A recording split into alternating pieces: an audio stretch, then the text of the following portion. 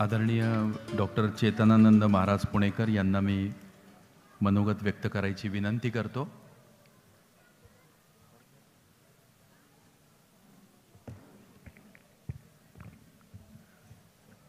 सर्वांना मनापासून नमस्कार. आवाज येतोय सगळ्यांना?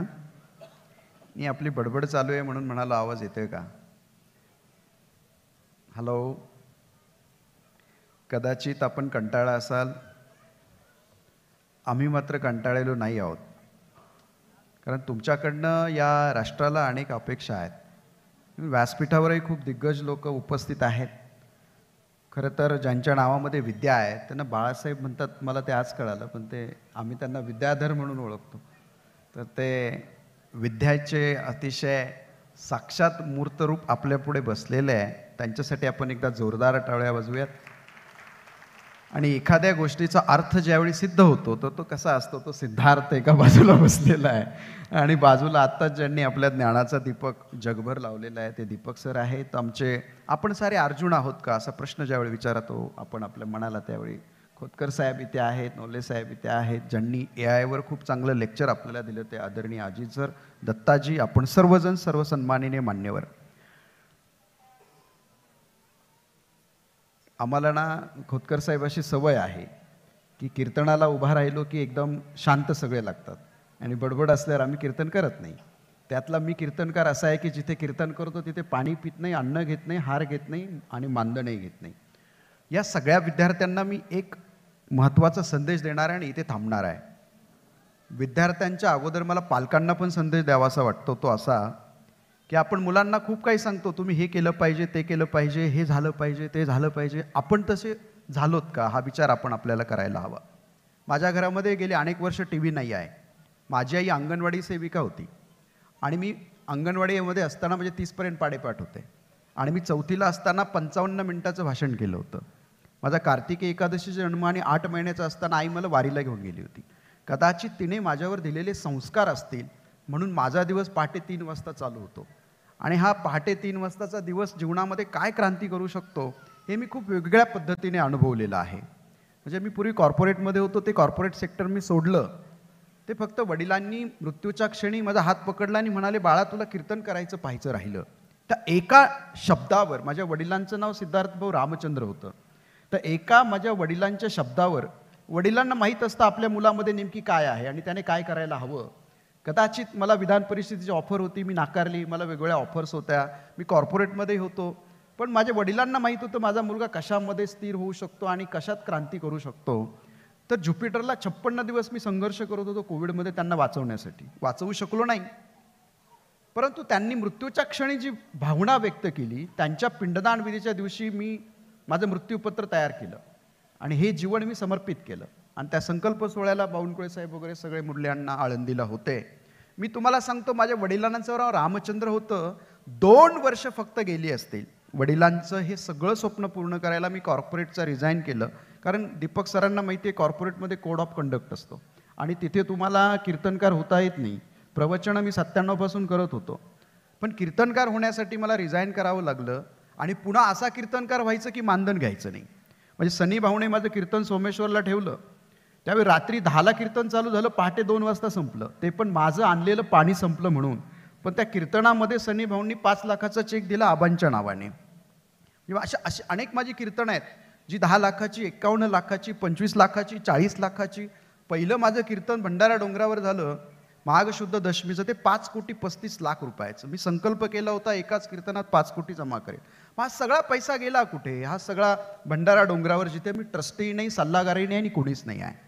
आजही बाबा महाराज सातारकरांनंतरची जी 60 वर्षाची 40 वर्षाची गादी आहे ती श्रीमंत दगडूशेठ गणपती हलवाईची माझ्याकडे आहे. तिथे मी त्यांचं पाणीही पित नाही. हे सगळं करताना हा जो त्याग आहे, हा त्याग माझ्याकडनं आला कुठून? हा माझ्या वडिलांकडनं, माझ्या आजोबांकडनं. म्हणजे माझे आजोबा हिंदुजाला शेवटचा श्वास घेत होते त्या वळसे पाटील पाय दाबत होते आणि बुवा काहीतरी मागा असं म्हणत होते. त्यांचा दिवस पहाटे 4ला चालू व्हायचा. सगळं जीवन समाजाला दिल्यानंतर 61ला अभयसिंहराजे भोसले आले, 61,000 रुपये दिले. मी लहान होतो, थैली दिली. त्यावेळी त्यांनी सगळ्या कॉलेजला वाटून टाकले. तर ही आमच्या रक्तामध्ये, आमच्या विचारांमध्ये प्रेरणा आहे. पण हा सगळा आजचा समाज पाहिल्यानंतर मनामध्ये खूप दुःख होतं. आता AI वर भाषणं होत आहेत, संगणक युगावर भाषण होत आहेत, आर्टिफिशियल इंटेलिजन्स. माझ्या शेजारी अजित सर बसलेले होते. दीपक सर, आमच्या चर्चेतनं असं निष्कर्ष निघतोय की रोज जगामध्ये 1,80,000 कंपन्या बंद पडत आहेत. आता तुम्ही इथे जपानचा उल्लेख केला. जपान बुद्धिझमच्या वाटेवर जाते, पण 3 प्रकारे 3 देशात जर आपण बुद्धिझमचा विचार करणारे पाहिले तर चायनाने पण बुद्धिझम स्वीकारला, तो वेगळा स्वीकारला. तुम्ही थायलंडचा बुद्धिझम पाहिलं तर त्यांनी बुद्धिझम मधले वेगळे विचार घेतले. जपानने बुद्धिझमचे वेगळे विचार घेतले. 3 देश आज 3 टोकावर आहेत. पण मूळ बुद्धिझम आमचा आहे. त्या बुद्धिझम मधनं, त्या बुद्धांकडनं आम्ही काही घेतलं का? आज जगामध्ये 700 कोटींमध्ये 35% लोक मेंटल ॲबनॉर्मल कंडिशनमध्ये आहेत. म्हणजे मानसिक आरोग्य इतकं धोक्यात आलेले 245 कोटी लोक आज जर मनोविकृत जीवन जगतायत, तर उद्याचं जग नेमकी प्रगती करून काय करणार आहे? आपण ज्या शिवाजीनगरमध्ये बसलेलो आहे, इथला एअर क्वालिटी इंडेक्स काय आहे? ज्या मातीमध्ये आपण धान्य पिकवतो त्या मातीचा आज क्वालिटी काय राहिलेली आहे? अंडरग्राऊंड वॉटर रिसोर्सेस काय आहेत? याच्यावर आपल्या मुलांना आपण काहीतरी जबाबदारी म्हणून दिली पाहिजे. उद्याचं जग कसं असणार आहे ते सुंदर करण्यासाठी मला वाटतं प्रत्येक गोष्टीला अध्यात्माची गरज आहे. आणि प्रत्येक ठिकाणी अध्यात्माची. विद्याधर अनास्कर सर, फायनान्शियली सुद्धा त्याच ठिकाणी एथिक्स आहेत, त्याच ठिकाणी एटिकेट्स आहेत, त्याच ठिकाणी मॅनर्स आहेत. आणि तेच आस्थापना जगामध्ये नामवंत आहेत ज्यांच्याकडे अध्यात्माचा बेस आहे. म्हणजे तिथे जर आपल्या मुलांना तुम्हाला ज्या क्षेत्रात करिअर करायचं त्या क्षेत्रात करिअर करू द्या, पण त्यांना थोडंसं अध्यात्माचं नॉलेज तुम्हाला दिलं पाहिजे. अध्यात्म काय शिकवतं? अध्यात्म फक्त गळ्यामध्ये माळा घाला, जप करा, धारणा करा, अनुष्ठान करा, पहाटे उठा असं नाही. अध्यात्म ही जीवन जगण्याची कला आहे. मी कोणत्याही क्षेत्रात काम करेल, मी जर सायंटिस्ट असेल तर मला डॉक्टर अब्दुल पाकीर जैनुलाब्दीन अब्दुल कलामांचा आदर्श डोळ्यापुढे ठेवायला लागेल. मी जर शिक्षण क्षेत्रामध्ये काम करत असेल तर मला कर्मवीर भाऊराव पाटलांचा आदर्श डोळ्यापुढे ठेवावा लागेल. मला ज्या ज्या क्षेत्रामध्ये काम करायचंय, मला स्वामी विवेकानंद आवडतात. का आवडतात? त्यांनी नेमके त्यांच्या जीवनामध्ये काय केलं?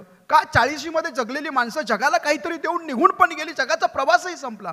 आम्ही 100 वर्ष जगतोय तरी आमच्या मनालाही समाधान नाही, जगालाही आम्हाला समाधान देता येत नाही. म्हणून पालकांना मी विनंती करतोय की तुमच्या घरामध्ये वातावरण पहिलं चेंज करा.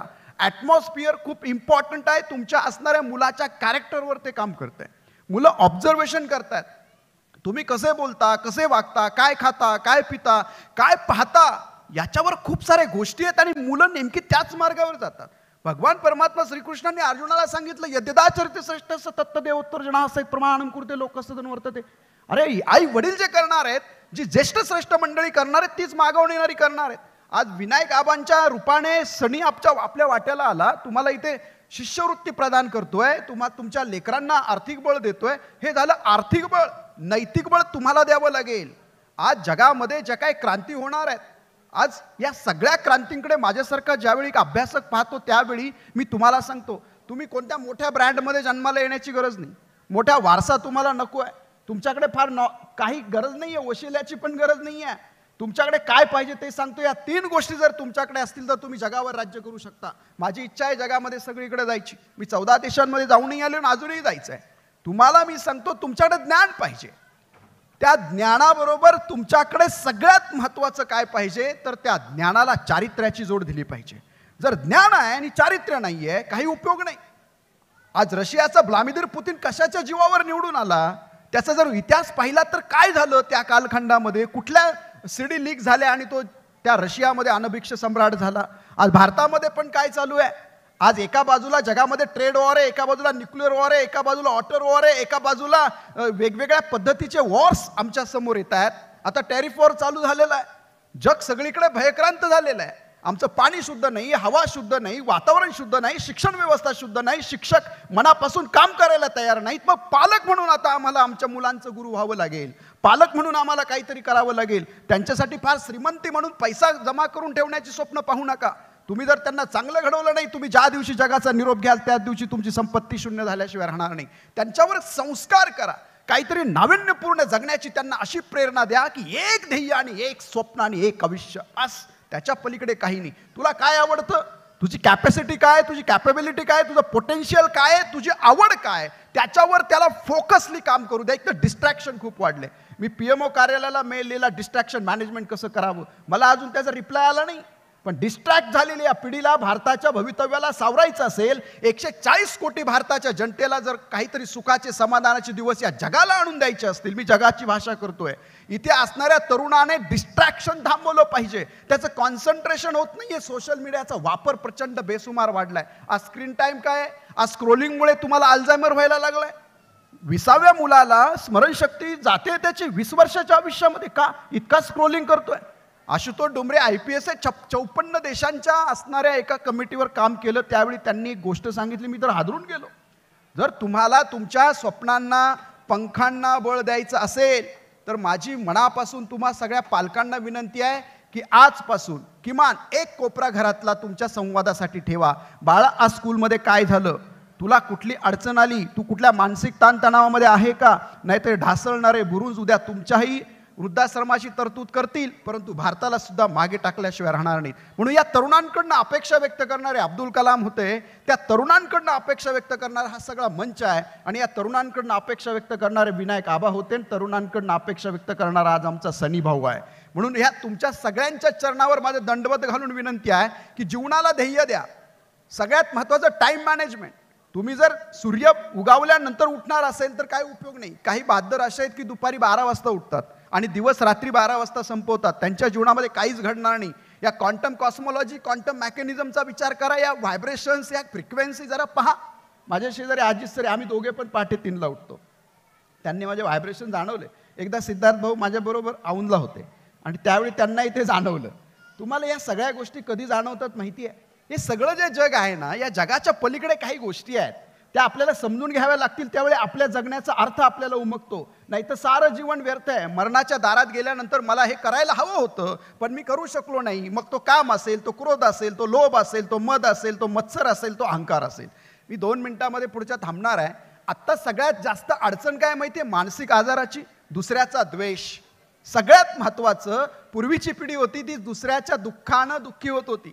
नंतरची पिढी अशी आली की ती स्वतःच्या दुःखानं दुःखी व्हायला लागली. आणि आत्ताची कर्मदरिद्री पिढी अशी आहे की दुसऱ्याच्या सुखानं दुःखी होते. आणि इथे मानसिक आजार वाढलेत, इथे आपल्या अडचणी वाढलेल्या आहेत, इथे आपले संबंध ताणतणाव वाढलेले आहेत, कुटुंब व्यवस्था धोक्यात आलेली आहे. मित्र म्हणून फक्त व्यवसायासाठी त्याचा वापर केला जातो. पण ज्यावेळी मला असणाऱ्या अडचणींना माझा मित्र उभा राहील, तो मित्र आता शोधावा लागतो, गुगलवर सर्च करावं लागतं, फ्रेंड रिक्वेस्ट पाठवावी लागते.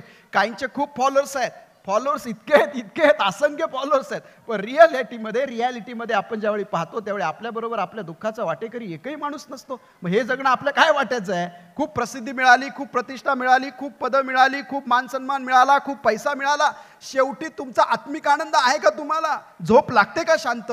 मी आज घराच्या बाहेर पडलो, मी घरी येईपर्यंत कुणाच्या तरी जीवनामध्ये मी बदल घडवला का? एखाद्या दुःखिताच्या जीवनामध्ये मी आनंद निर्माण करू शकलो का? मी या जगामध्ये नवीन काहीतरी करतोय का? We are all guest on this planet. आम्ही या पृथ्वीवर एक कोणतरी पाहुणा म्हणून आलेलो आहोत. इथे आल्यानंतर आम्हाला काहीतरी करायची संधी आहे. या मानवी योनीमध्ये अशा अफाट संधी तुमच्या प्रत्येकामध्ये दडलेल्या आहेत. फक्त एकदा स्वतःबरोबर संवाद करा, सेल्फ कॉन्व्हर्सेशन. तिथपर्यंत थांबू नका, सोल कॉन्व्हर्सेशन पर्यंत. आत्मसंवाद, ती एनर्जी एकदा तुम्हाला जाणवली तर तुमच्यातनं शिवबा एखादा बाहेर येईल, एखादा तुकोबा, एखादा ज्ञानोबा, एखादा अब्दुल कलाम, एखादे स्वामी विवेकानंद, एक तुमच्यातनं कोणतरी बाहेर येईल. जगाला आज खूप गरज आहे चांगल्या लोकांची, चांगल्या माणसांची. सगळ्यात महत्त्वाचं, नीतीसंपन्न जीवन जगणारे, चारित्र्यसंपन्न जीवन जगणारे, त्यागाच्या बळावर समाज उभा करण्यासाठी विचार करणाऱ्या माणसांची सध्या गरज आहे. आणि तुम्ही हे सगळं पाहताना हे चित्र पुढच्या 20 वर्षामध्ये बदलल्याला वेळ लागणार नाही. लोक ओळखतील आणि नाही त्या लोकांना खड्यासारखं बाजूला करतील. आजची पिढी खूप हुशार आहे, त्यांच्यावर माझा डाऊट नाही. फक्त या हुशारीला आपल्याला योग्य मार्गावर आणावं लागेल. सनी भाऊ, इथे तुम्ही मनापासून कार्यक्रम ठेवला म्हणून मनापासून मी तुमचं अभिनंदन करतो. आणि एक तुम्हाला मी काहीतरी उपक्रम राबवण्याची एक विनंती करतो. आपण आबांच्या नावाने जर असं केलं तर संपूर्ण पुणे शहर आणि पिंपरी चिंचवड शहरामध्ये जितक्या काही कॉलेजेस आहेत त्या कॉलेजेसमध्ये आपण काही ट्रेनर नेमूयात, त्यांना आपण ट्रेनिंग देऊयात. त्यांनी नेमकी कसा डायलॉग केला पाहिजे मुलांबरोबर. आज पर्सनॅलिटी डेव्हलप आपली नाही आहे, कम्युनिकेशन स्किल मुलांमध्ये नाही आहे, एटिकेट्स नाही आहे, टाईम मॅनेजमेंट नाही आहे, फूड कल्चर डॅमेज झालेलं आहे. याच्याबरोबर स्लीप ॲपनिया सुद्धा मुलांमध्ये आलेला आहे. किती स्लीप ॲपनियाची पेशंट आज डॉक्टरांबरोबर बोला. आज लहान मुलांमध्ये BP कशामुळे? लहान मुलांमध्ये जाऊ दे, आपल्या पुण्याचा एक सर्वे झाला, पुण्यातल्या घरामध्ये पाळीव प्राणी सुद्धा डिप्रेशनमध्ये गेलेत का? तर घरातला संवाद बिघडलाय. मी तुम्हाला मूळ ध्येयाकडे जीवनाच्या घेऊन येतोय. तुम्ही एकदा स्वतः स्वस्थ झालात ना, मगाशी शाब सर म्हणाले ना, ज्ञान आणि आरोग्य हे एकत्र एकदा घेतलं आणि एकदा शांत जीवन जगण्याचा तुम्ही प्रयत्न सुरू करा. हे जग आहे ना शांतीपूर्ण होण्यासाठी माऊलींनी सुद्धा काम केलं, तुकोबांनी काम केलं, बुद्धांनी काम केलं, हे सगळ्या संतांनी आणि महंतांनी ऋषींनी काम केलं. ते काम तुम्ही कुणीतरी करायला हवं. शेवटी जग कुठल्या तरी एक माणूस बदलला तर जग बदलतं. म्हणून let change, let's make the nation. याच्यावर आपल्याला काही करता येईल का याचा आपण विचार करावा. मी तुम्हाला असे काही ट्रेनर घडवून देईल जे 1 रुपयाही मानधन घेणार नाही. त्यांची फक्त प्रवासाची व्यवस्था करा, जसं तुम्ही माझी प्रवासाची व्यवस्था करत असता.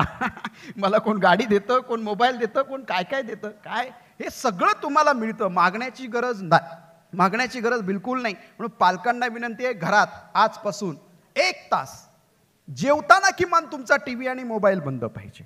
नंतरचा 1 तास तुमच्यामधल्या चर्चा पाहिजेत. आज भारतात काय झालं, जगामध्ये काय झालं, आपल्या स्कूलमध्ये काय झालं आणि घरामध्ये काय झालं. आणि सगळ्यांनी किमान तुम्ही पहाटे 3 वाजता नाही उठणार, उठू नका. मी हात जोडून आबांच्या स्मृतीला वंदन करून तुमच्या चरणावर हे मस्तक नतमस्तक करून विनंती करतो, घरामध्ये किमान सूर्योदयापूर्वी उठण्याचा विचार करा. काही प्राणायाम करा, काही मेडिटेशन प्रोसेस करा, सूर्यनमस्कार करा. काही नाही, जिमला जायचं नाही ना, हलकं चालण्याचा व्यायाम करा. तुम्हाला हलकी तुमची असणारी जी काही बाईक आहे, म्हणजे त्याला आपण बायसिकल, सायकल, ती चालवण्याचा प्रयत्न करा. पण हे सगळं करताना तुम्ही तुमचा संवाद ब्रेक करू नका. आज मुलं मोठी होत आहेत, आई वडिलांना विसरतायत. लक्षात ठेवा, हे खूप मोठं दुःख आहे.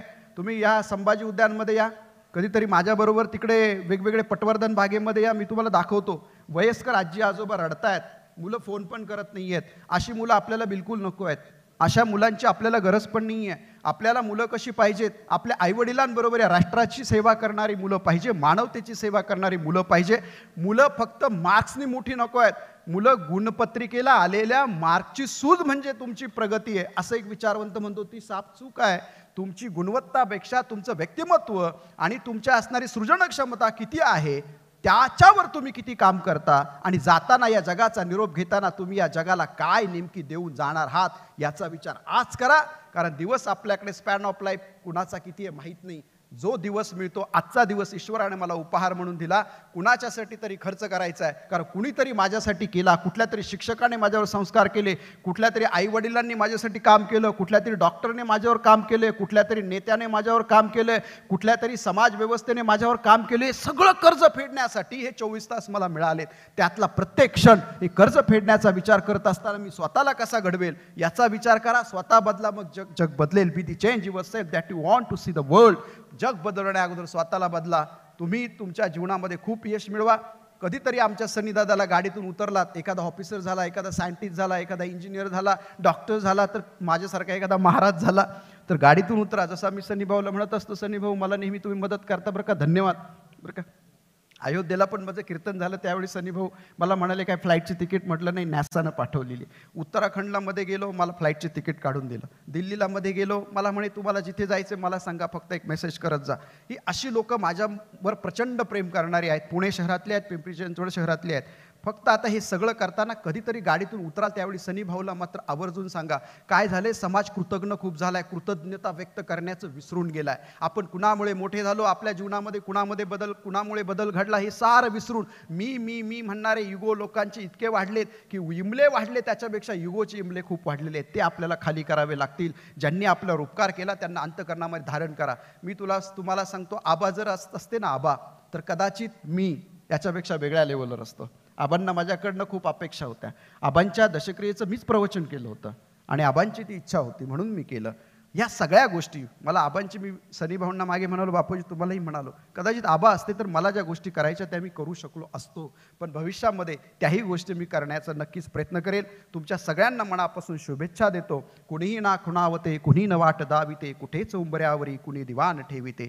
तमात जरी काळजी स्वतः उजेड व्हायचे, श्री आभाळ फाटले दिशात जाळ पेटिले, परीन बावरायचे. इथे आलेल्या सगळ्या विद्यार्थ्यांना पुढेच जायचे, पुढेच जायचे, पुढेच जायचे अशा मनापासून शुभेच्छा देतो. आज एकादश आहे म्हणून एकदा पुंडलिक वरदेचा जयघोष करूयात, छत्रपती शिवाजी महाराजांचा जयघोष करूयात. एकदा तो जयघोष होईल आणि मी थांबेल. माझा 48 तासाचा उपवास आहे, तरी पण ही एनर्जी कुठून येते मला माहीत नाही. माझा दीपक सर काल उपवास चालू झाला दशमीला, आज एकादश, आज पण उपवास आणि उद्या बार्शीला सोडणार. 48 तास पाण्यावर असतो, पण आनंद आणि एनर्जी इतकी प्रचंड आहे की तुम्ही मला आत्ता 10 किलोमीटर पळायला लावलं तरी मी पळेल. कारण हॅपीनेस इंडेक्स आहे ना माझा, इथं जर मोजला, ते मोजण्याचं यंत्र आणलं तर ते बिघडून जाईल असं कदाचित होईल. इतका आनंद जीवनामध्ये घेतो तो तुमच्याही चेहऱ्यावर यावा, तुमच्या जीवनात यावा. एकदा आपण तहाट बसूयात, सगळे तहाट बसूयात, सगळे तहाट बसूयात. हां, माझं नाव चेतनानंद. ज्यांनी केलं ते स्वामी शांती धर्मानंद सरस्वती. 13 भाषांवर प्रभुत्व आहे आणि भारताच्या फायटर जेटचे ऑपरेशन हेड होते. त्यांनी जी दीक्षा दिली, जे मंत्र दिले, त्याच्यावर माझं काम चाललंय. खूप आनंद घेतोय. एकदा आपण विठ्ठल नामाचा जयघोष करू. आज योगायोगाने आबांची जयंती आणि एकादश आहे, त्याच्यामुळे महाराष्ट्राची चौकट आहे. महाराष्ट्राचा प्राण ज्ञानोबा आहे, महाराष्ट्राचा श्वास तुकोबा आहे, महाराष्ट्राचं ध्येय विठोबा आणि महाराष्ट्र साध्य शिवबा आहे. हे ज्ञानोबा, तुकोबा, विठोबा, शिवबा ही चौकट एकदा अंतःकरणामध्ये धारण करा. जीवनात तुम्हाला सगळं प्राप्त झाल्याशिवाय राहणार नाही. एकदा सगळ्यांनी अशा हात वर करा, सगळ्यांनी अशा हात वर करा. डोळे बंद करा, डोळे बंद करा सगळ्यांनी. एकदा खोल श्वास, एकदा खोल श्वास आत आणि एकदा आपल्या बाहेरची नकारात्मकता सगळी बाहेर टाका. मी ती घ्यायला तयार आहे. सगळ्यांनी मनामधला द्वेष, काम, क्रोध, लालसा, लोभ सगळा बाहेर टाका आणि पुन्हा श्वास आत आणि श्वासांवर लक्ष, डोळे बंद करून आपल्या आईवडिलांचं स्मरण, गुरूंचं स्मरण, आपल्या शाळेचं स्मरण, ज्यांनी ज्यांनी आपल्यावर उपकार केले त्या सगळ्यांचं स्मरण, माझ्या प्रिय विनायक आबांचं स्मरण, पांडुरंगाचं, माऊलींचं, तुकोबांचं, शिवबांचं स्मरण करून विठ्ठल विठ्ठल ज्यावेळी आपण टाळी वाजवतो ना, ठल ठल म्हणतो, त्यावेळी हार्टमध्ये काय होतं याच्यावर मी एक आर्टिकल लिहिले. ते सनी भाऊंकडे मी देईल तुमच्यापर्यंत पोहोचवण्यासाठी. एकदा खोल श्वास आत आणि टाळी वाजवून सगळ्यांनी माझ्याबरोबर विठ्ठला विठ्ठला विठ्ठला विठ्ठल. टाळी अशीच का वाजवायची हे पण सायन्स आहे. बरोबर इथे डोक्याच्या वर कशी टाळी वाजवायची, त्याने काय होतं आपल्या बॉडीमध्ये, एंडोक्राइन ग्लँडसवर काय इम्पॅक्ट होतो, बुद्धी, मन, विचार, चित्त, अहंकार याच्यावर काय काय परिणाम होतो. आवाज आवाज आला पाहिजे. ठाला ठाला ठाला ठाला ठाला ठाला ठाला ठाला ठाला. एकादश आहे आणि माझ्या आबांसाठी सगळ्यांनी अंतःकरणापासून पुंडलिक वरदा हरी विठ्ठल श्री ज्ञानदेव. आवाज नाही येत, हा महाराष्ट्राचा आवाज नाही. अरे आतमधून आवाज आला पाहिजे, तुमच्याही आई वडिलांपर्यंत गेला पाहिजे. श्री ज्ञानदेव. हा, पंढरीनाथ भगवान की, माऊली ज्ञानेश्वर महाराज की, जगद्गुरु तुकाराम महाराज की, छत्रपती शिवाजी महाराज की. एक घोषणा या राष्ट्राला ज्यांनी ज्यांनी महान केलं त्या सगळ्या महान आत्म्यांसाठी एक जय असा करा ना. तुमची लेकरं दिल्लीपर्यंत आणि आटके पार गेली पाहिजे. सगळ्यांनी मुठी आवळा, सगळ्यांनी सगळ्यांचं स्मरण करा ज्यांच्यावर आपले उपकार आहेत आणि आपल्यावर ज्यांचे उपकार आहेत त्या सगळ्यांचं. भारत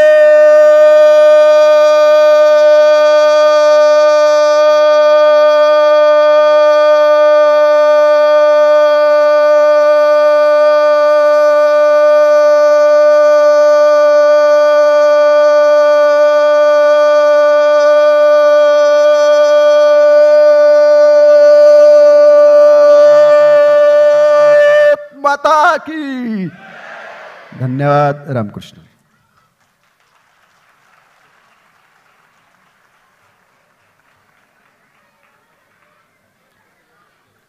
या समारंभाला उपस्थित असणारे रवींद्र साळेगावकर, उषाताई नेटके, संजयजी खडसे, अतुलदादा बहिरट, अनिल शेठ पायगुडे, संजय मयेकर यांचं आम्ही मनापासून स्वागत करतो.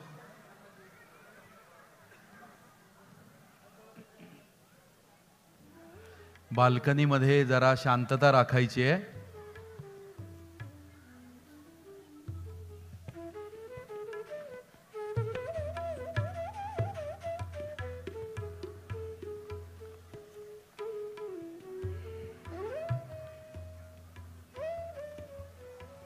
या विनायकी गौरव शिष्यवृत्तीच्या उपक्रमामध्ये योगदान देणार